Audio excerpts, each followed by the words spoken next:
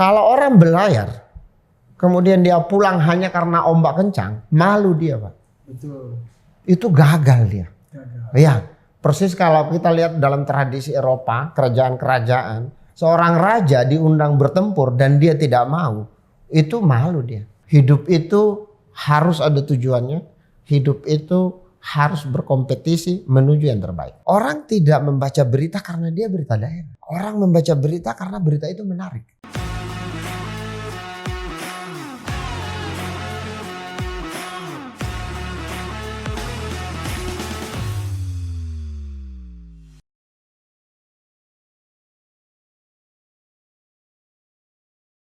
Halo sahabat Tuki, bagaimana kabarnya hari ini? Saya berharap sahabat Tuki sehat, bugar, dan tentu jangan lupa bahagia. Hari ini berbahagia sekali saya berada di kantor Tribun News Network. Saat ini saya bersama dengan Bapak Dahlan Dahi, CEO Tribun Network. Tribun Network membawahi media online di lebih 30 kota. Kemudian koran Tribun juga di 23 kota dan juga membawahi event organizer. Dan hari ini berbahagia sekali saya sudah bersama dengan Pak Dahlan. Bagaimana kabarnya Pak Dahlan? Alhamdulillah, baik. Bos Uki. Alhamdulillah Pak Dahlan. Sehat-sehat ya. Cukup lama kita tidak bertemu Pak Dahlan. Ya. Lama sekali dan saya ingat sekali bagaimana sahabat Uki, saya bersama beliau dulu mungkin sekitar 20 sampai 30 tahun yang lalu lah kami adalah wartawan di lapangan bersama-sama dan turun meliput begitu. Ya. Dan hari ini di hadapan saya Pak Dahlan adalah CEO, sudah pimpinan dari Tribun Network. Dan tentu kita ingin mendengarkan bagaimana kisahnya dari seorang wartawan di lapangan sama dengan saya begitu di lapangan, kemudian pelan-pelan dari Makassar, kemudian berpindah ke ke Harian Surya, dari Harian Surya kemudian ke Tribun, kemudian ke Jakarta, sempat juga ke Aceh, ke Medan, dan sekarang di Jakarta sebagai CEO Tribun Network. Tentu ini bukan hal yang mudah, penuh perjuangan, tetapi ada yang menarik yang perlu saya stressing bahwa Pak Dahlan Dahi lah yang memulai di grupnya membesarkan media digital dengan Tribun Timur ketika itu, dan sekarang sudah menjadi CEO di sini. Begitu Pak Dahlan. Ya. Mungkin saya ingin dan sahabat Uki ingin mendengarkan sebelumnya adalah masa-masa kecil dulu Pak Dahlan. Kita tahu Pak Dahlan dari Sulawesi Tenggara, di Buton. Itu bagaimana? Apakah waktu itu sudah pernah bercita-cita menjadi pimpinan media atau wartawan, atau memang harus menjadi seseorang? Ya, itu pertanyaan yang bagus. Saya ingin sharing ya sesuatu yang saya berharap bisa memberi manfaat bagi banyak orang, dan itu karena saya percaya bahwa ilmu yang bermanfaat itu adalah amal jariah. Amal jariah. Nah, oke. Nah, untuk memahami overall konteksnya, kampung saya itu namanya Wakatobi. Saat ini dikenal sebagai Wakatobi. Tempat wisata ya? Tempat wisata. Tapi cukup lama baru itu terlihat dalam peta Indonesia. Ya, nama ini kan masih tidak dikenal oleh sebagian orang ya. Apalagi kalau zaman saya dulu. Nah, saya lahir dan besar di satu pulau kecil namanya Pulau Wangi-Wangi. Wangi-Wangi. Wangi-wangi. Iya. Bau wangi gitu. Iya, bau-bau wangi-wangi. Oke, ini pulaunya Wangi-Wangi. Wangi-Wangi itu kalau kita putar ya, naik sepeda motor, sekarang bisa mobil, ya kurang lebih sejam. Satu pulau, jadi kan kecil sekali kan. Saya kecil dengan setting kayak gini, tidak ada koran, tidak ada radio, dan satu-satunya sumber informasi adalah televisi. Ya, tapi jangan lupa televisi itu baru bisa kita nikmati, tapi tidak jernih seperti hari ini ada bintik-bintik. Itu kalau antenanya itu 2 pasang bambu. Jadi 2 bambu itu ya. Dan dari situlah kita melihat dunia yang lain. Kalau enggak kan ya terkurung di pulau ini aja. Pengetahuan kita ya tentang pulau ini, tapi pengetahuan tentang luar ya dari televisi, ya. Dan itu berarti Anda nonton Dunia Dalam Berita, ya, zamannya Maxo Pakua. Kalau orang di usia kita kan pasti kenal nih Dunia Dalam Berita, ya itulah, ya, Maxo Pakua, ya. Hiburannya Aneka Karya Safari, mungkin teman-teman juga masih ingat waktu itu. So, nggak ada koran, nggak ada radio, nggak ada majalah, dan tentu buku adalah barang mewah, ya. Kalau toh ada buku, itu berarti buku pelajaran sekolah, kan gitu ya. Ya, kurang lebih lah. Saya besar dan tumbuh berkembang dengan lingkungan yang seperti itu. Cuma mungkin satu hal yang saya dapatkan dari kekayaan tradisi, ya, di kampung. Itu adalah semangat untuk survive. Itu penting. Semangat untuk survive. Ya. Kenapa? Ini pulau karang, di mana nanam sesuatu itu nggak gampang. Sampai hari ini pulau itu masih ngimpor beras, impor dalam tanda petik. Ya, itu beras dari Sulawesi Selatan. Jadi itu nggak ada berasnya. Terus orang makan apa? Orang makan ubi. Oke. Jadi kecilnya padahal makan ubi. Makan ubi. Jadi beras itu adalah sesuatu yang mewah karena itu barang impor. Lalu kaya akan ikan. Jadi di sana nasinya kecil sedikit tapi ikannya harus banyak, ya. Karena itu tadi, ya, alamnya begitu keras. Tapi saya satu bagian yang membanggakan dari kampung itu adalah salah satu kampung dengan level sosial ekonomi tinggi di Sulawesi Tenggara. Kenapa? Mereka hidup dengan menyelundup ke Singapura. Jadi bayangkan, Pak, ya, saya punya orang tua itu dia punya kapal gitu ya. Jadi ya, dia pergi bawa rotan atau apa ke Singapura, kemudian pulang bawa macam-macam. Bawa barang bekas. Cakar itu dari sana. Oh iya. Ya. Betul. Bawang putih itu dari sana. Cakar itu cap karung. Iya. Kulkas itu bawa ke kampung kita, orang bingung. Ini apa? Sehingga dipakai buat lemari pakaian. Karena nggak ngerti kulkas itu buat apa. Tapi itu kan ada barang itu gitu ya. TV pun akhirnya kita juga dapatnya dari sana. So, apa pesannya? Pesannya adalah ini tidak sekedar cukup survive. Kita harus menjadi sesuatu yang lebih baik. Saya rasa spirit ini yang membawa orang mengarungi lautan 12 hari. Jadi saya bayangkan waktu orang tua saya sama orang-orang dari kampung itu pergi ke Singapura, merantau, itu kayak pergi perang, Pak. Kita 12 hari di laut, ya, sekitar 12 hari di Singapura, balik lagi 12 hari, itu hampir 40 hari. Artinya selama 40 hari kita terputus komunikasi. Jadi anak-anak zaman sekarang tidak bisa membayangkan itu, Pak. Karena hari ini kan kalian pergi dimanapun kan bisa tetap terkoneksi. Ini enggak, 40 hari kamu enggak lihat orang tuamu gitu. Dan mereka mempertaruhkan semua untuk apa yang mereka kejar. Apa itu? Kehidupan yang lebih baik. Itu spirit, Pak. Enggak ada batasnya. Ya, enggak ada batasnya. Oke. Pesan yang kedua yang kita bisa tangkap dari sana. Ini yang kemudian saya bisa mengerti. Bung. Sekali layar terkembang, pantang biduk surut ke pantai. Itu spirit Bugis Makassar. Dan ketika saya baca itu, waktu 20 tahun kemudian, waktu saya ke Makassar sekolah, saya memahami ini dengan sangat baik. Karena saya sudah temukan itu di kamu. Apa maksud dari sini, Pak? Kalau orang berlayar, kemudian dia pulang hanya karena ombak kencang, malu dia, Pak. Betul. Itu gagal dia.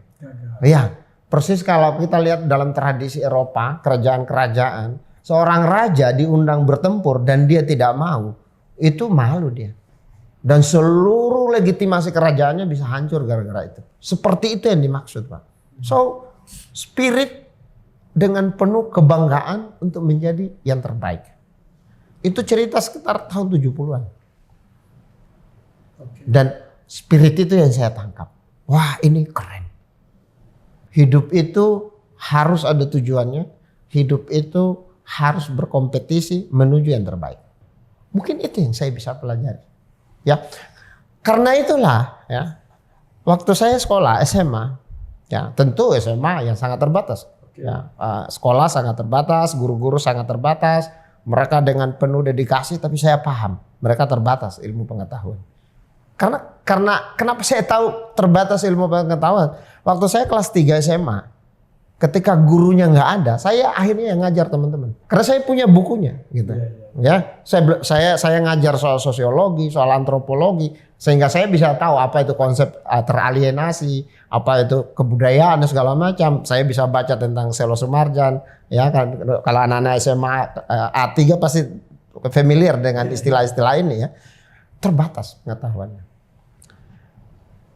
Bayangkan kemudian bahwa ya waktu itu ada dilema. Nah, ini juga bisa pelajaran buat kita para orang tua. Ayah saya punya 2 kapal. 2 kapal. 2 kapal. Artinya secara sosial ekonomi dia baiklah. Dan bagi dia sekedar mengelola 2 kapal ini sudah bagus sekali. Nah, sesederhana itu cita-cita dia. Tapi ibu saya, dia bilang, saya tidak akan mewariskan harta. Saya lebih senang mewariskan ilmu pengetahuan. Ini 2 pendekatan yang sungguh-sungguh berbeda. Ya kan? Karena saya itu mewarisi situasi kayak gini.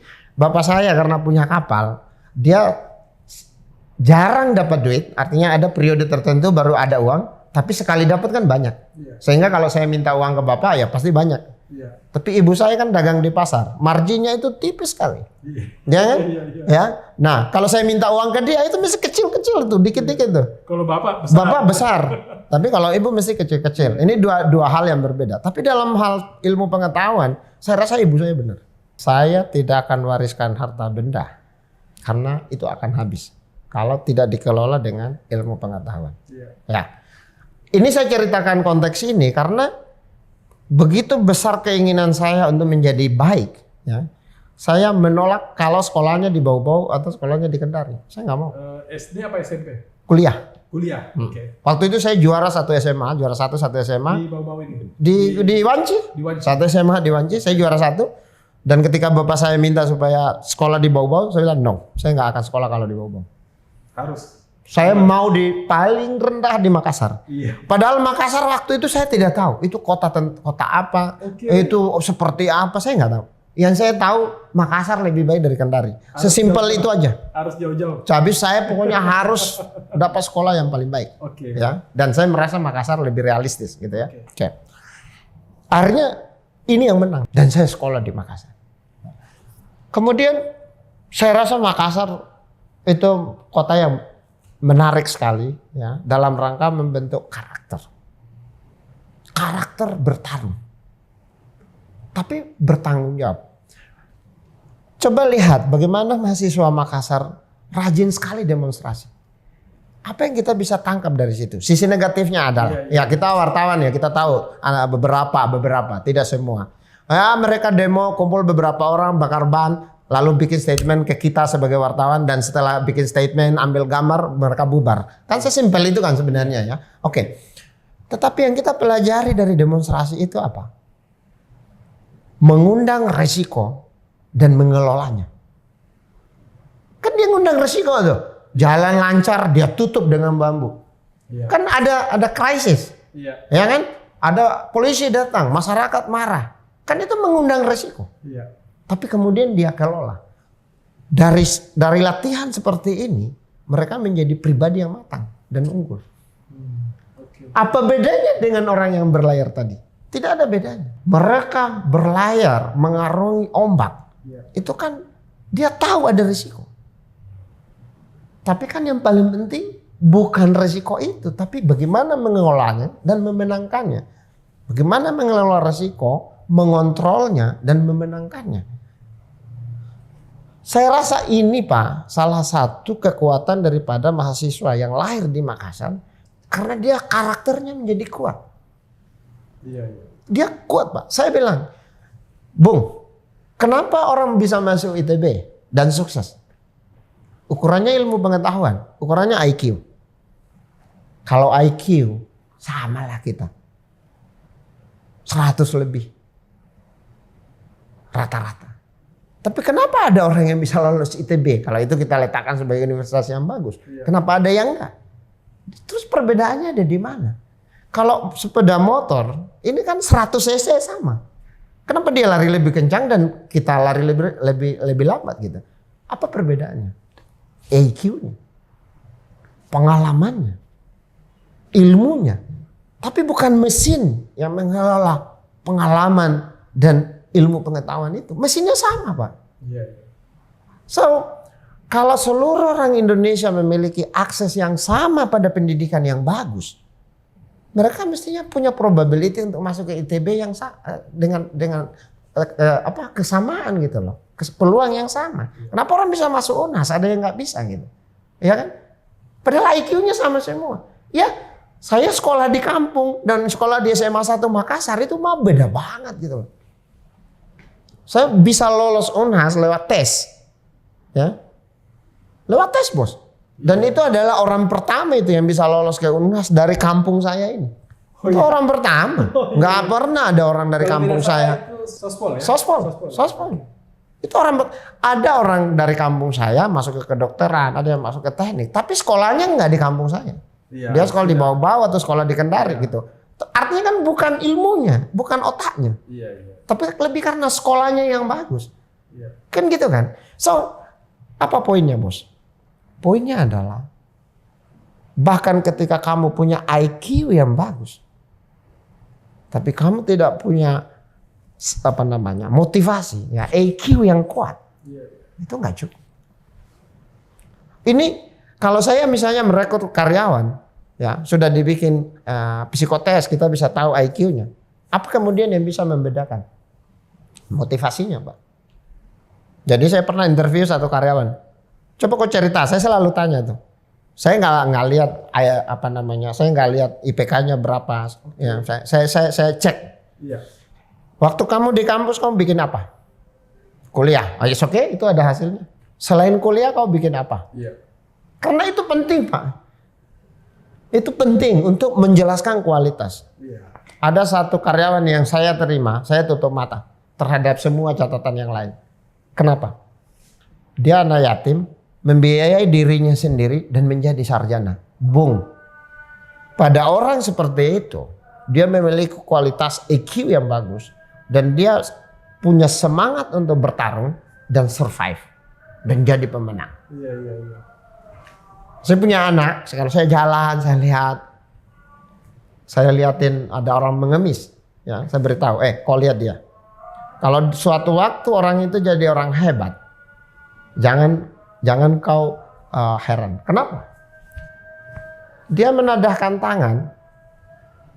Dari 10 orang yang lewat, mungkin tidak dapat satupun duit. 20 orang lewat, mungkin dia dapat 1. Apa artinya? 19 orang menolak dia. Dan hanya 1 orang yang memperhatikan dia.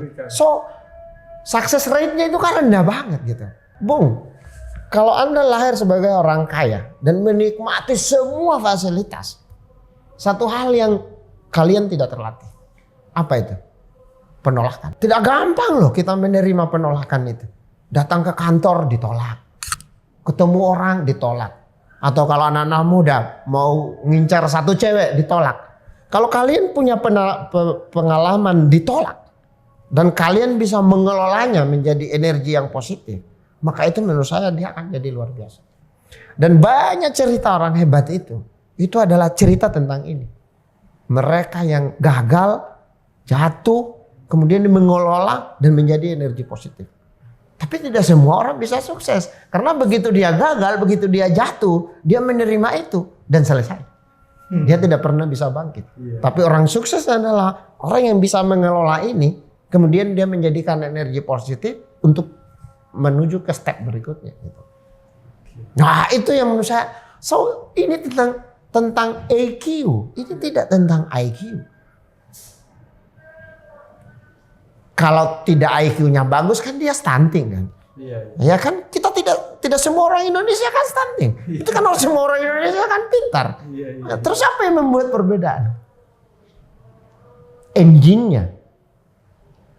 Dan itu EQ.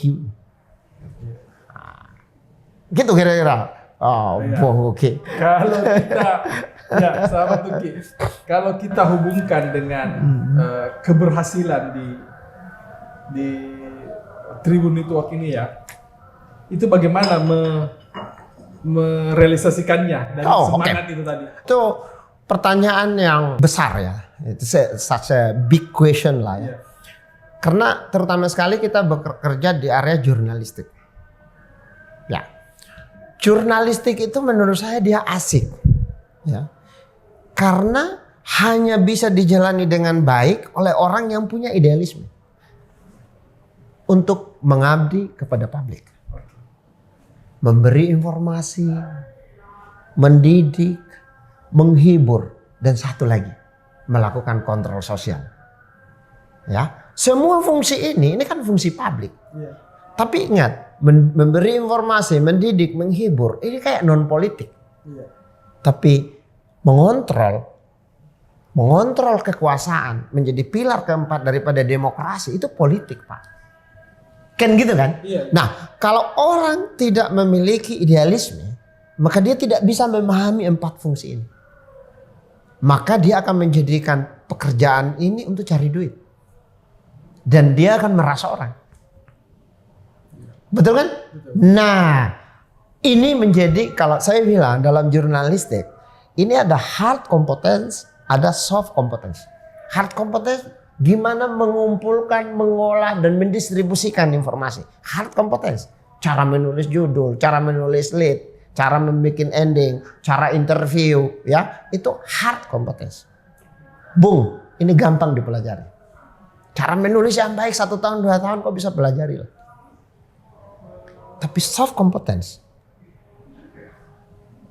need for achievement. Keinginan untuk selalu menghasilkan lebih baik. Ya. Ini Bung gak kelihatan, tapi drivernya tinggi sekali. Saya kasih contoh. Kalau waktu kita di sekolah disuruh guru, kau bikin PR ini 1 halaman. Kau bikinnya 1 halaman, setengah halaman atau 2 halaman? Itu tergantung need for achievement. Kalau need for achievementnya rendah, dia bikin pas-pasan. Tapi kalau need for achievementnya tinggi, dia akan bikin sesempurna mungkin.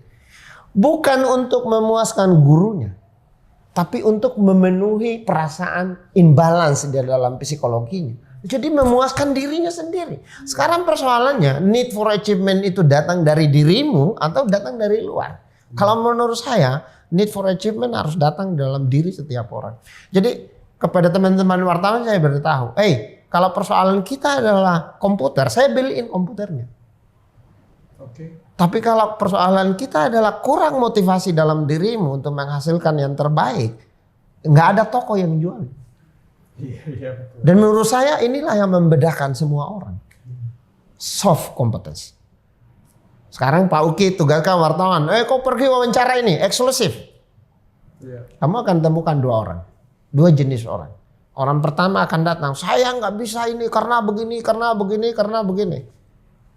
Tapi tipikal yang satu akan datang, bos saya sudah dapat ini, saya lakukan ini, saya lakukan ini, saya lakukan ini. Boom.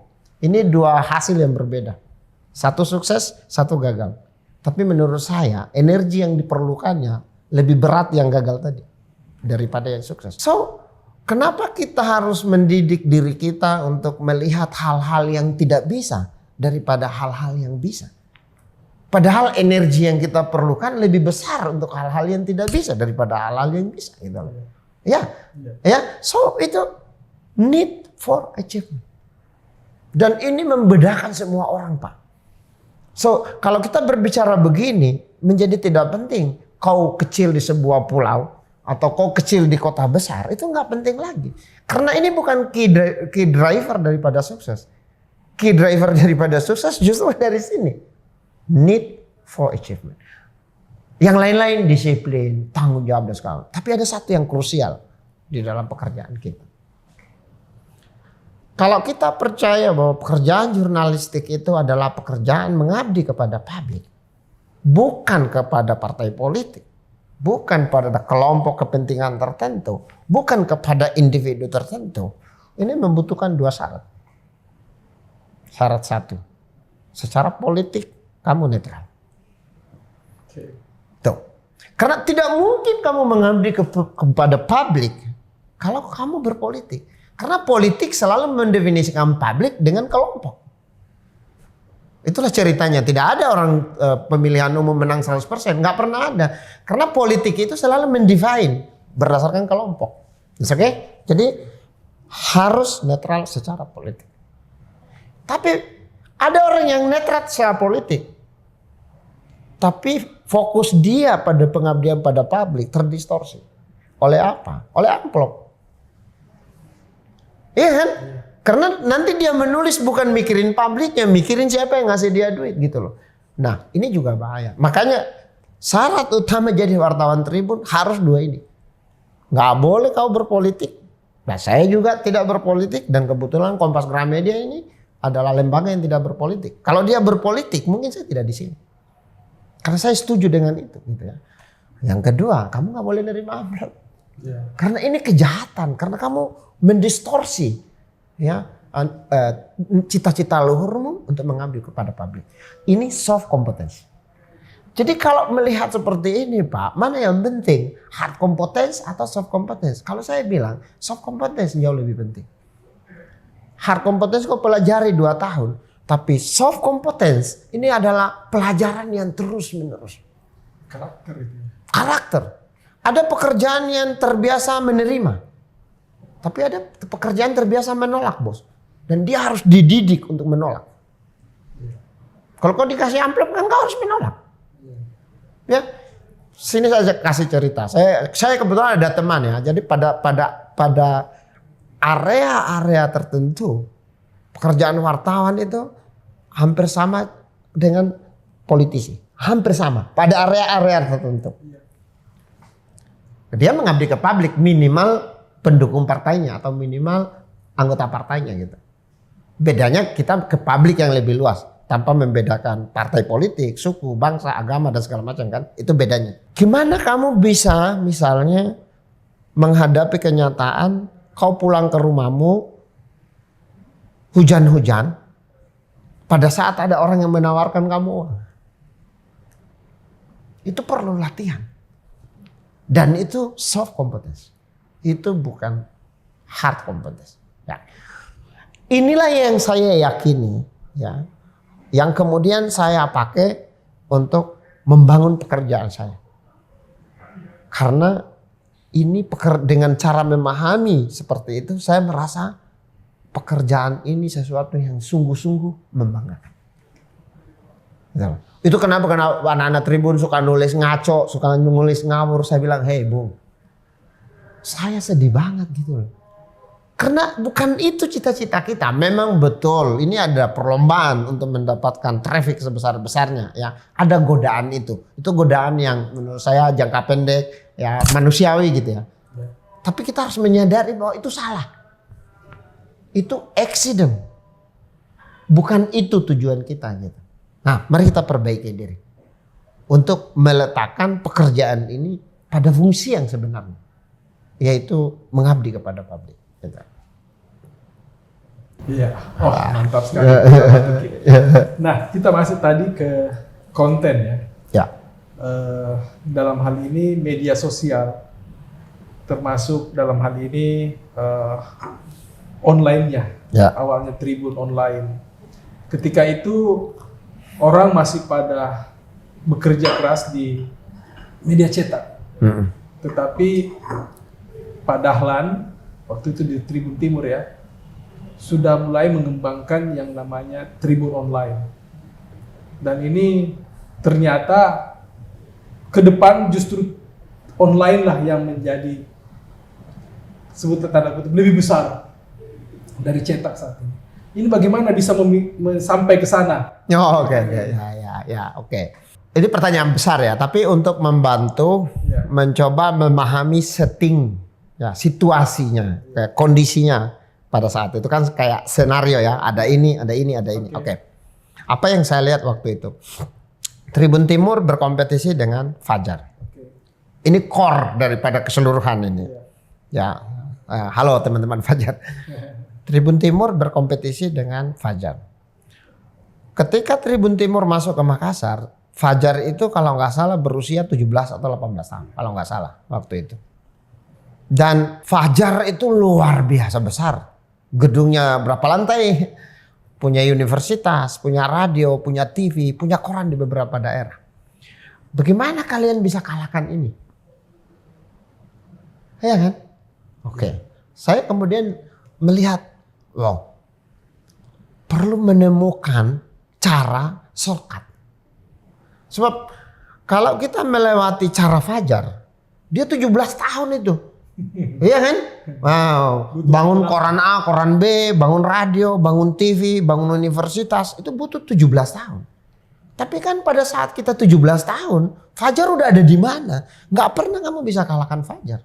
Lebih baik kau cari tikungan di mana kamu bisa kalahin dia, langsung kamu di depannya gitu. Iya. Kan gitu kan? Iya. Itu sebenarnya menjawab pertanyaan besar itu mula-mula ya. Iya. Terus saya lihat, oh, ini pembaca lama-lama sudah terkoneksi ke digital. Saya membaca artikel-artikel mengenai tren digital di mana-mana gitu ya. Dan ini yang pertama kali diserap itu adalah pembaca. Jadi bukan pemasang iklan, bukan platform sebenarnya, tapi pembaca. Diberikan akses. Jadi digital itu memberi akses. Ya, untuk apa? Dua hal, Bos. Dia bisa menikmati informasi seperti hanya dia dinikmati di platform tradisional. Tapi yang jauh lebih penting, dia bisa memproduksi informasi. So, jurnalistik itu kan mencari, menulis, melaporkan berita. It's okay. Sebelum digital, pekerjaan mencari, menulis, melaporkan berita itu memang harus media. Kenapa? Kan harus ada percetakan. Dan percetakan ini bukan buatan Indonesia. Mesin kita itu diambil dari Hong Kong tuh, gitu kan? Itu bukan produk kebudayaan kita. Jadi barang mewah lah. Selain memang itu mahal, gitu ya. Tidak semua bisnis bisa menyediakan budget untuk percetakan. Tapi juga bayangkan, kita sekarang punya mesin cetak kan perlu koran, kertas, perlu jalur distribusi, perlu wartawan gitu. Digital datang untuk bilang, hey, semua dari kalian bisa mencari, bisa menulis, bisa melaporkan. Tapi memang bukan berita, tapi itu informasi. Terus apa bedanya? Bedanya kan ya berita bahwa itu memenuhi kode etik jurnalistik, bahwa itu mengabdi ke publik dan segala macam. Kan itu bedanya ya, ada fungsi sosial politik. Tapi kalau informasinya adalah kayak, hey teman-teman saat ini Makassar sedang hujan ya, siapapun yang ada cucian di luar masukin ke dalam. Itu kan berguna. Netizen. Oh. Atau kalau kita lihat sekarang ya, kita lagi di rumah, pompa kita lagi rusak. Ini cara gantinya gimana? Kita search. Kan itu juga berguna bagi pembaca. So, yang pertama dia diserap sebenarnya pembacanya. Makanya saya lihat ini trennya. Saya bilang, wah ini shortcut. Iya tadi, daripada jalan 17 tahun, kenapa kita nggak di depannya aja? Yes, oke. Maka itu sebenarnya adalah insentif pertama untuk mulai belajarin digital. Ya, itu insentif yang pertama. Berikutnya adalah platform. Waktu itu setting tahun itu 12 tahun lalu. Saya lihat media-media besar di Jakarta, ya Makassar belum ada contohnya. Media-media online besar di Jakarta, dia memakai platform distribusinya kan pakai Twitter. Twitter. Makanya Twitter kan identik dengan news, gitu. Tapi saya sudah lihat, Bung, Detikcom waktu itu udah 10 juta. Jadi kalau kau tumbuhnya misalnya 5 per hari, 10 hari kan 50, 150 per bulan. 10 bulan kan cuma 1.500, Bung. Jadi kalau untuk mencapai 10 juta kamu butuh berapa lama? So saya nggak pakai Twitter. Twitter nice to have, sekedar ada. Makanya Twitter kita kan cuma 1 juta lebih. Tapi Facebook kita, Bung. Nah, Facebook kita ini bisa kayak 20 jutaan orang. Jadi orang belum gunakan Facebook, kita udah gunakan. Karena saya sudah tahu, kita harus mencari shortcut. Karena kita berkompetisi, kita mesti menang. Gitu ya. Nah, itulah kenapa Tribun Timur waktu itu, selain websitenya memang sangat kuat, Facebooknya juga sangat kuat. Dan itu menjadi berguna, Bung. Jadi gini, saya kok perhatikan ya, PSM Makassar itu bisa menarik kayak 10.000, 12.000 orang ke stadion. Dan itu bayar. Bung, kira-kira konten apa yang bisa memaksa 12.000 orang datang? Pidato presiden? Ya kalau politisi datang kan malah disewain bus sama dikasih nasi bungkus. Sekarang dikasih duit. Iya kan? Ini sepak bola Pak. Punya atraksi begitu besar. Daya tarik. Dan kan waktu itu kita tahu juga. Kalau PSM menang, opla kita kan naik. Penjualan kita kan naik. Betul. Saya itu mulai mencoba mencari tahu. Ini ada apa ya? Jadi ya saya sebagai pemret kan. Pak Uki juga pemret kan. Pasti dapat kartu VIP kan untuk nonton. Saya tidak pakai kartu VIP. Saya pergi ke tribun terbuka. Dan di situ saya lihat orang. Wah selama pertandingan itu nggak ada yang duduk Bung. Nggak ada yang duduk. Jadi wow teriak-teriak terus oleh supporter. Dan ternyata kemudian saya mengerti Bung. Orang-orang itu nggak tahu siapa cetak gol. Dan bagaimana terjadinya gol. Karena betul-betul menikmati. Dia beda bayangkan nonton di rumah ya. Dia kan gol itu bisa di replay. Jadi kita bisa tahu. Atau nonton kayak kemarin ya di Piala Dunia kemarin di Qatar. Saya kebetulan nonton final Piala Dunia di Moskow. Ya kita nggak miss. Sudah terjadi di lapangan kita lihat. Habis itu lihat aja itu TV. Jadi kita tahu itu siapa yang cetak gol, cara terjadinya gol gimana. Lah di Stadion Mato Angin ini nggak ada dua informasi ini. Jadi orang pukul gendang apa semua. Dia tidak tahu itu siapa cetak gol. Dia tidak tahu cara cetak golnya gimana. Hura-hura aja. So, ini 3 informasi, Bung. Satu, bagaimana sepak bola sebagai ekspresi. Orang mengekspresikan emosinya.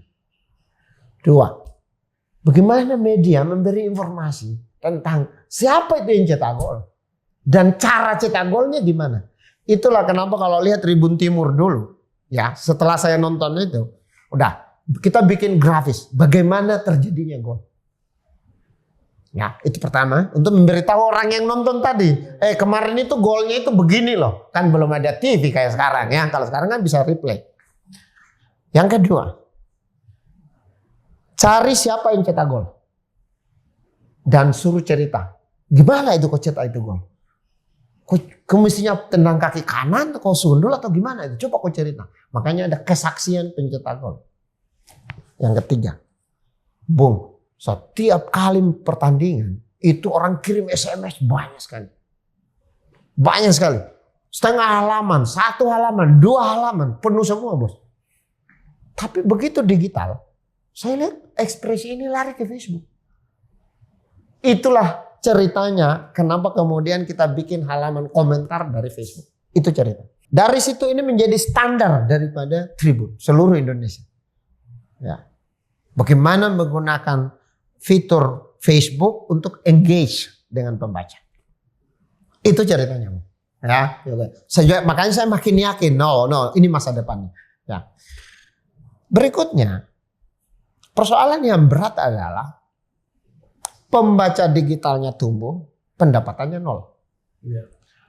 Pembaca printnya turun, tapi pendapatannya masih naik. Bagaimana meyakinkan organisasi bahwa ini masa depan kita? Nah, itu dia. Ya, oke. Ini bukan pekerjaan yang gampang. Iya. Karena saya kan bukan pemimpin tertinggi waktu itu. Tapi saya memiliki pemimpin yang bisa mengcapture, bisa menangkap tren ini. Dia bisa tangkap. Suatu waktu, ini cerita yang inilah ya. Suatu waktu kita mulai memikirkan bagaimana mengadopsi Makassar. Ya, digitalnya Makassar menjadi teramplifikasi ke seluruh Indonesia. Sehingga kita bikin kita mau menjawab pertanyaan. Tribun ini kalau mau bikin website konsepnya seperti apa? Oke. Waktu itu yang besar-besar ya Detik, Kompas.com masih ya kan. Metro TV itu termasuk besar, Republika termasuk besar. So, Tribun bikin portal akan seperti apa? Jawabannya sebenarnya simpel. Berita daerah. Karena jaringan kita udah di 21 kota. Gitu. Dan wartawan kita sudah ada di 21 kota. Unggul dong kita mestinya dari seluruh daerah. Pesaing kita siapa? Antara paling. Ya karena kan dia juga ada di situ kan. Dia juga online-nya antaranews.com kan juga udah jalan. Gitu. Tapi saya lihat data Pak. Data itu memberitahu saya. Orang tidak membaca berita karena dia berita daerah. Orang membaca berita karena berita itu menarik. Jadi dia bisa dari Makkah. Dia bisa dari Inggris. Dia bisa dari Papua. Gak isu. Yang isu adalah berita itu menarik. It's okay. Nah, menarik itu gimana cara membreakdown-nya gitu ya. Oke. Kalau di jurnalis itu kan unsur-unsur menarik dari suatu berita. Baru, selebriti, tokoh, unik. Itu kan unsur-unsur menarik. Tapi apa yang membuatnya menarik gitu loh. Lebih mendasar lagi daripada itu. Oh, ketemu. Itu teori tentang relevansi. Ya, kalau konten itu atau berita itu relevan dengan Anda, ya itu menarik perhatianmu. Jadi perempuan tentang konten perempuan misalnya, ya pasti menarik kan, dia, ya kan. Misalnya masalah semua orang, misalnya soal aging gitu.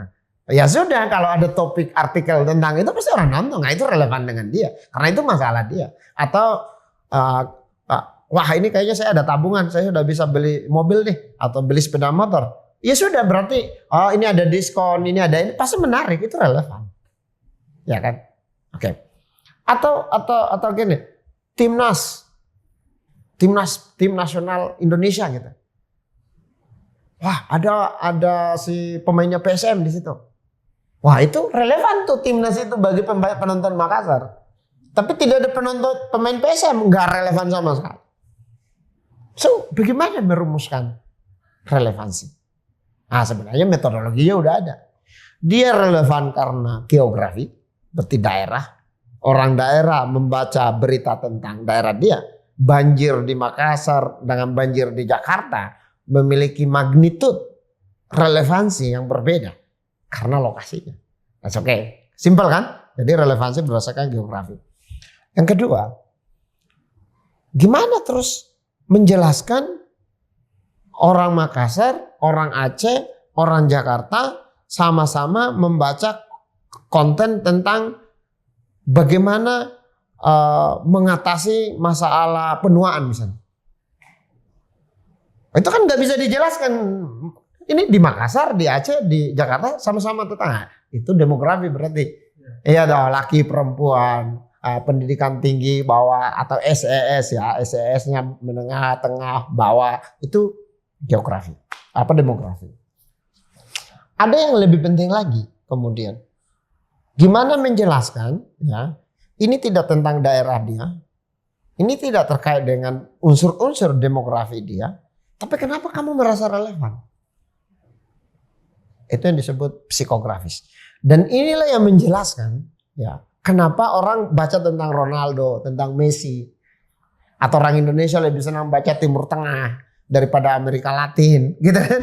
Atau sebagian orang Indonesia lebih senang baca perkembangan China, Hong Kong, Singapura daripada misalnya Selandia Baru gitu. Nah itu psikografis. Atau ada berita tuh di Mamuju, Sulawesi Barat. Ya saya ditelepon teman dari outlet luar negeri. Mereka mau minta konten kita. Seorang petani ditelan ular. Itu kan lokal dapat. Tapi psikografisnya dapat sehingga orang luar pun merasa konten itu relevan dengan mereka. Atau pernah ada konten Bang di daerah beritanya teman-teman Tribun Timur di Jeneponto ada sungai dan anak-anak kemudian melewati sungai itu dengan pakaian seragam putih merah darah babi gitu. Bagi orang di sana itu kan biasa aja. Tapi ya bagi yang luar itu kan human interest story-nya kan kuat sekali gitu. Nah itu psikografis. So, kalau misalnya melihat tiga hal ini, kalau kita bilang Tribun itu kumpulan berita daerah, berarti kan pendekatannya cuma geografi gitu loh. Saya bilang enggak, orang cari berita bukan karena geografi, mending kita kemas dalam pendekatan psikografis gitu loh. Nah, inilah sebetulnya yang membuat Tribun yang cetaknya berbeda dengan Tribun yang online-nya. Karena di Tribun cetaknya, elemen geografi, elemen lokasi itu penting sekali. Tapi ketika digital memberi akses kepada semua orang dimanapun dengan modal koneksi internet dan devices, maka tantangannya menjadi lebih berat. Gimana membuat konten yang relevan kepada semua orang dimanapun lokasinya. Pembaca tribunnews.com sekitar 40-an% dan itu yang paling banyak itu Jabodetabek, Bu. Jabodetabek. Iya. Ya, tapi kan saya kemudian memahami orang di Jabodetabek ini kan imigran banyak. Dari daerah. Dari daerah, cek anggota DPR, cek para pejabat, itu kan dari daerah semua gitu loh. Tapi, Bung, bahkan ketika kamu sudah di Jakarta, ya, psikografismu soal kampung halaman kan tetap ada. Jadi orang Aceh di Jakarta masih baca berita Jakarta, baca berita tentang kampung halamannya juga. Sama dengan orang Makassar masih juga tetap terikat dengan kampung halamannya. Jadi Jakarta ini kota migran, Bung. Ya, jiwa kita itu tidak di sini. Orang imigran itu kan jiwanya nggak di sini, fisiknya ada di sini. Kenapa saya bisa menemukan itu? Kalau kita bikin portal berita ya atau koran misalnya di Solo atau di Surabaya atau di Ambon, kan kita fokus ke orang lokal. Sekarang, Bung, gimana kalau kita bikin website di Bogor? Kami punya kantor besar di Bogor. Kita ini mau men-serve orang Bogor atau gimana? Dan pertanyaannya, siapa ini orang Bogor? Atau siapa orang Tangerang Selatan gitu? Lah itu kan mereka kerjanya semua di Jakarta. Pada saat pilkada mereka nggak tahu siapa calon mereka gitu loh. Orang di Bogor nggak tahu, di Depok nggak tahu. Kita punya Tribun Depok, kita punya Tribun Bogor, kita punya Tribun Tangerang. Tapi tanya siapa calon wali kota di sana, dia nggak tahu. Jadi agak beda experience-nya dengan kita yang ada di Makassar. Nah itu yang saya bilang, secara psikografis mereka lebih relevan dengan Jakarta daripada dengan Bogor. Walaupun mereka tinggalnya di Bogor gitu loh. Ya. So, kuncinya kemudian adalah bagaimana menemukan relevansi. Karena itu saya meyakini, Bung, persoalan media itu bukan persoalan platform. Tapi persoalan menjadi relevan. Nah, itu. Ini keberhasilan dari Tribun Network, Pak Dahlan ya. Kalau dalam catatan saya ini, TikToknya juga di media sosial 34 juta. YouTube-nya 27 juta ya, cukup besar. Tetapi ketika awal-awal Tribun News maupun digitalnya berkembang, itu dalam catatan saya juga banyak sekali awalnya komentar miring yang menyatakan bahwa kekuatannya karena melakukan clickbait, bombastis. Itu bagaimana itu menjawab? Ya, oke. Pertama saya harus bilang iya benar. Itu dulu saya harus benarkan dulu itu. Karena itu dengan membenarkan kita tahu kita punya masalah dan kita tahu itu nggak disengaja. Gitu. Itu penting. Sebelum era digital, peredaran koran kan terbatas di daerahnya masing-masing. Pos Kupang di Kupang, Serambi Indonesia di Aceh, Banjarmasin Pos di Banjarmasin, Tribun Kaltim di Kaltim, Tribun Timur di Sulawesi Selatan, Warta Kota di Jakarta, Tribun Jabar di Bandung. Kan masing-masing serve marketnya. Iya. Tribun punya belief dan ini yang mempengaruhi kebijakan kita di Tribun. Beliefnya apa? Bahwa persepsi itu sebaiknya didemokratis. Karena kalau kita bikin media di Jakarta, kemudian kita distribusikan ke daerah, itu persepsi Jakarta yang dipaksakan ke daerah-daerah. Jadi Belanda sudah pergi sejak tahun 1945, tapi penjajahan persepsi itu masih berlangsung pada saat kita membuat koran di Jakarta untuk mendistribusikan ke daerah. Ya kita wartawan lah tahu ya. Bung Uki kan tahu ya. Setengah mati kita cari berita, pontang-panting, kita rasa inilah yang paling penting bagi daerah ini. Kita kirim ke Jakarta dan Jakarta tidak muat. Dikalahkan oleh macet di Palmera, atau kemacetan di jalan Cendana atau banjir yang orang Jakarta merasa itu penting sekali gitu. Padahal setelah digital saya paham Pak, banjir di Jakarta tidak dibaca orang Bandung. Dekat begitu. Bagaimana banjir di Jakarta dibaca orang Makassar? 2 jam terbang. Tapi dulu koran begitu. Ya, gimana cara ngatasinya? Cara ngatasinya adalah bikin koran di situ, di daerah itu.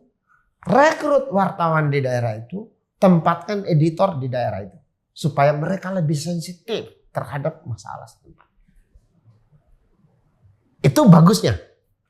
Tapi begitu digital, Bung, kan ini terbuka aksesnya ke, ya, Balikpapan bisa dilihat Makassar, Makassar bisa dilihat Jakarta, Jakarta bisa dilihat Aceh, Bali bisa dilihat Medan, Medan bisa lihat Bali. Ini serius konsekuensinya. Saya kasih contoh beberapa. Bahkan di Tribun sampai kita jalan beberapa tahun, kesadaran ini nggak nampak. Gitu. Di Makassar itu kita punya Profesor Kasim Matar. Dan itu guru besar yang sangat dihormati. Pluralis, sederhana, dia naik angkot. Dan semua orang yang mengenal Profesor Kasim Matar respect sama dia. Itu Makassar perspektif. Maka dia bikin artikel di koran Tribun Timur. Muhammad bukan Nabi. Nggak ada yang protes Pak. Tapi itu ditulis persis sama di online. Masalah besar. Itu dianggap menghina Nabi. Itu contoh ya. Bagaimana apa yang di satu daerah dianggap bukan masalah. Di daerah lain itu adalah masalah. Ya. Pernah kita ada case juga. Anggota DPRD Medan berkunjung ke Bali. Bikinlah satu statement yang kurang lebih menyinggung lah agama. Kalau itu cuma terbit di Tribun Medan, nggak ada masalah. Masalahnya orang Bali juga lihat gitu loh. Yeah. Nah itu, jadi itu sudah kita tahu inilah implikasi daripada digital dan organisasi kita perlu menyesuaikan diri dengan situasi baru ini. Belum sempurna. Belum, termasuk yang tadi eksesnya yang ke itu tadi. Tapi ini juga ekses yang lain juga dan serius gitu ya. Contoh 2. Kalau kita wartawan di daerah, kita merasakan semua orang tahu tentang daerah itu. Jadi misalnya, wah ini ada kecelakaan di Gayo. Dan dia merasa Gayo itu semua orang kenal. Di mana? Belum tentu bos. Saya kadang tanya mereka balik gitu loh kalau meeting seluruh Indonesia. Di Gayo itu di mana? Coba, aku jelasin. Tapi kan kalau orang Aceh, ya tahu loh bahwa Gayo itu ya dari Banda Aceh 8 jam tuh lewat jalan darat. Ya kan? Tahu dia. Pare-pare, tahu kan? Tapi kan saya mengerti juga. Teman-teman kita di Jakarta sini, Palu itu dikira Sulawesi Tenggara gitu loh. Atau Kendari dia kira Sulawesi Utara kan? Itu kan umum kan? Nah ini. Perlu kesadaran bahwa berita kita itu dibaca bukan cuma orang di kampung kita gitu loh. Ini dibaca seluruh, ini baru Indonesia. Gimana kalau orang di Belanda? Pembaca kita 10% dari luar negeri loh. Ya ada Malaysia, Singapura, ada Eropa, Amerika gitu. 10%. Nah gimana menjelaskan kepada mereka ini loh yang dimaksud. Ya. Itu sudah dua persoalan besar. Nah. Yang muncul ke publik kemudian memang sepertinya kesan clickbait itu tadi. Oke, begini. Ada usaha ya untuk menampilkan sisi-sisi paling menarik dari sebuah berita. Permainan ini berisiko. Ya kan kita sebagai wartawan kan pasti tahu. Permainan ini berisiko.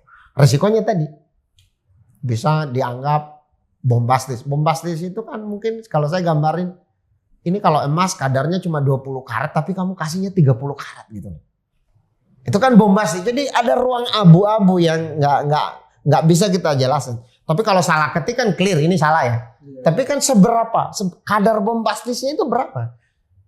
Nah, itu sense. Ya. Kalau clickbait, kalau menurut saya clear. Itu nggak debatable. Kamu tulis judulnya A tapi isinya B, itu salah. Kalau menurut saya itu keliru.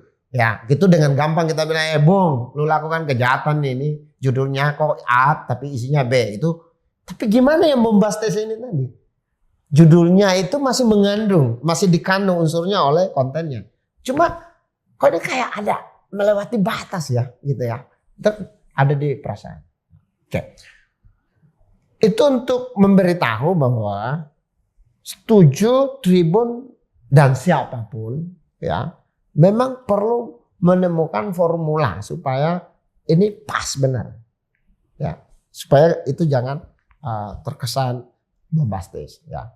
Kalau tanya clickbait ya jahat lah, karena kalau didefinisikan clickbait itu adalah hei ikan kau makan ini adalah jagung tapi ternyata kamu kasihnya beras, ya itu kan clickbait kan. Kejahatannya clickbait kan itu kan. Dan itu menurut saya bukan cuma soal digital, itu kan soal etik jurnalistik. Clear lah, itu salah. Gak boleh dilakukan. Ya. Itu sebuah insidental waktu itu awal-awalnya atau bagaimana? Gini, kalau kita melihat proses jurnalistik kita di koran,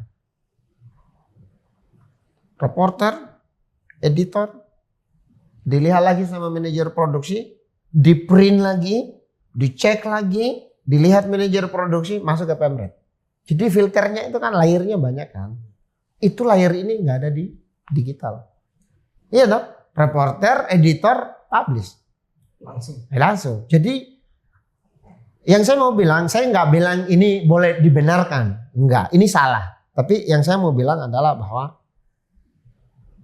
bahkan ketika layeringnya begitu banyak, kita juga masih bikin salah. Apalagi kalau layeringnya sudah begini pendek. Gitu ya. So ada dua hal. Yang pertama adalah kita masih melihat bisnis prosesnya ini. Tapi yang kedua yang menurut saya paling penting, ini lebih lebih soft kompetensinya. Keberanian kita untuk jujur dan keberanian kita untuk mengakui kesalahan. Ini terlihat sederhana, tapi wartawan itu jarang mau jujur. Ya benar ini keliru. Ya benar saya salah. Kan bisa kita state aja, kenapa sih? Karena kita ini kan manusia, bukan untuk mengatakan bahwa kamu boleh salah karena kamu boleh manusia. Kita menuju ke kesempurnaan ya. Tapi penting sekali itu, jujur. Karena ini kan pondasi kita Pak. Kita nggak boleh bilang saya sudah wawancara Pak Uki padahal tidak, kan nggak boleh. Kita nggak boleh bilang ini satu padahal dua. Jadi kalau memang kita keliru, kenapa kita tidak bilang saya keliru? Ya, itu menurut saya lebih terhormat daripada kita mempertahankan diri bahwa ini benar tapi ternyata itu salah gitu. Waktu juga yang membatasi kita padahal. Tapi ada satu hal yang menarik di 2023 ini, bahwa beberapa industri digital itu sekarang PHK cukup banyak karyawannya. Ya. Dalam catatan saya itu beberapa media sosial juga sudah mulai juga mem-PHK karyawan. Nah ini bagaimana Anda? Disruption itu badai Pak. Jadi mari kita definisikan, kita coba bikin asosiasi supaya kita memahaminya lebih baik gitu ya. Disruption itu kan badai. Badai itu angin kencang, langit gelap, ombaknya kencang. Dan cak gitu ya. Ada yang sudah gugur sebelum badai ini terjadi, ya. Wah, jadi misalnya bayangkan badai itu terjadinya bagaimana? Taruhlah di Jalan Sudirman menuju Bundaran HI. Sebelum badai, sebelah kiri ada gedung ini, sebelah kanan ada gedung ini, lalu badai. Ada gedung yang roboh, lalu muncul gedung-gedung baru, ada gedung yang masih tetap kokoh, tambah kokoh. Atau ada yang rusak-rusak sedikit. Itu badai. Pertanyaan. Ini badai udah kelar? Belum. In making. Itu yang saya meyakini bahwa ini bukan cuma di media. Di seluruh industri. Ya. Hari ini rumah sakitnya A, mungkin besok rumah sakitnya jadi B. Ya toh? Seluruh industri. Perguruan tinggi. Hari ini paling banyak mahasiswanya, besok ini yang paling banyak mahasiswanya. Mall. Hari ini, besok ini. Digital, startup, commerce, bank. Saya rasa kita dalam proses. Proses menuju siapa yang jadi pemenang. Oke? Ya itu cara saya memahaminya. Karena kalau kita misalnya tanya siapa media yang kuat tahun lalu, beda sekali jawabannya dengan tahun ini. Saya rasa di industri perbankan juga sama. Siapa yang kuat tahun lalu akan beda sekali jawabannya. Commerce sama aja gitu. Ya. Jadi ini disruption, ini badai. Siapa yang tidak kuat gugur, siapa yang kuat bertahan. Tapi Kalau bertahan, jangan berpuas dulu. Karena ini belum ketemu titiknya. Belum ketemu ujungnya. Ya, tadi baru meeting. Saya bilang, bisnis kita dengan radio. Di kelompok kita kan ada radio. Ya, ada sonora dan macam-macam. Saya tuh tanya, radio hari ini itu adalah radio sampai 30 tahun ke depan atau ini juga terkena disruption? Itu penting. Kalau koran kita udah mendefinisikan diri, ini nggak panjang. Apa risikonya? Apa konsekuensinya? Resources kita realokasi ke area yang kita anggap sebagai ini future. Jadi cetak sudah sunset. Ya, kalau itu kita harus menerima kenyataan itu. Sebab kalau kita denial, menolak dan mengatakan bahwa print itu akan ada selama-lamanya, ya kita belain dong. Tapi saya bilang enggak, ini sesuatu yang kita tidak belain. Enggak. Kenapa? Karena begini, nanti cetak itu akan menemukan size-nya, ukurannya. Pendapatannya turun, oplannya turun, iklannya turun. Tapi kan masih ada. Jangan lupa loh, Tribun itu masih punya 21 koran.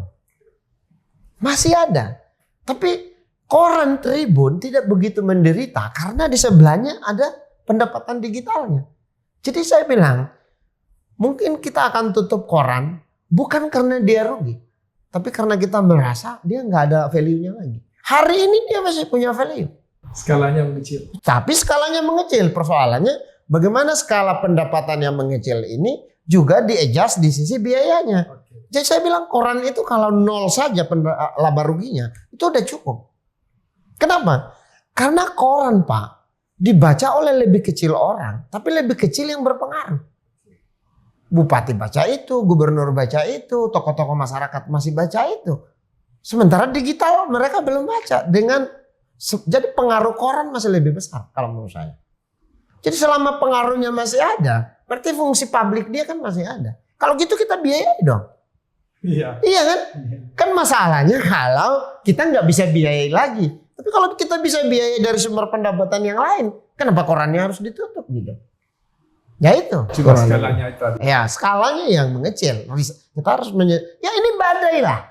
Dulu baju kita sebesar ini, mungkin dia harus besar ini. Dulu baju kita segini, kemudian dia membesar. Ya kita juga menyesuaikan. So in making. Dan ini bukan final. Hari ini kita saksikan apa yang kita saksikan, siapa pemain, siapa yang jadi kalah, ini bukan final. Ini bukan babak final. Kompetisi terus berjalan. Kompetisi terus berjalan dan lebih keras. Saya kasih contoh yang sederhana, Bu. Warung kopi zaman pandemi, berarti 2 tahun. Konsepnya adalah take away. Booming, Pak. Kenapa? Karena orang takut. Kalau ngumpul, udah ambil aja kopinya, minum di tempat yang aman. Begitu dibuka, Bu, dia jadi masalah. Karena orang nggak mau take away lagi, dia mau duduk di situ. Lah dia nggak, konsep dia bukan warung kopi yang ada tempat duduknya. Jadi waktu pandemi, benderanya tinggi tuh.